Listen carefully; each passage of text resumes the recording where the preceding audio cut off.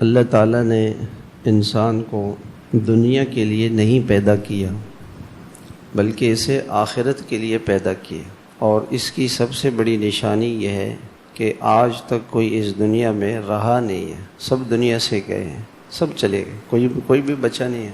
کل من علیہا فان، جو اس زمین پر آیا ہے وہ فنا ہو، ختم ہو جائے۔ ما عندکم ینفد، جو انسانوں تمہارے پاس ہے یہ سب ختم ہو جائے گا۔ وما عند اللہ باق، جو اللہ کے پاس ملے گا وہ ہمیشہ ہمیشہ کے لیے ملے گا، وہ کبھی ختم نہیں ہوگا۔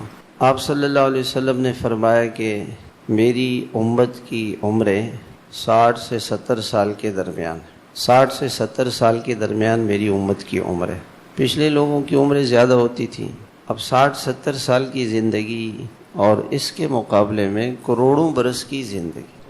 مگر انسان چونکہ یہ دنیا دھوکے کی جگہ ہے، فلا تغرنکم الحیات الدنیا، اللہ تعالیٰ نے قرآن میں فرمایا کہ یہ دنیا تمہیں دھوکے میں نہ ڈالے۔ اس کا دھوکہ کیا ہے کہ آدمی سمجھتے ہیں بس مجھے یہیں رہنا ہے، یہ اسی میں لگے رہو، اسی کو کماؤ اور اسی کو بناؤ، دنیا کو بناؤ بس۔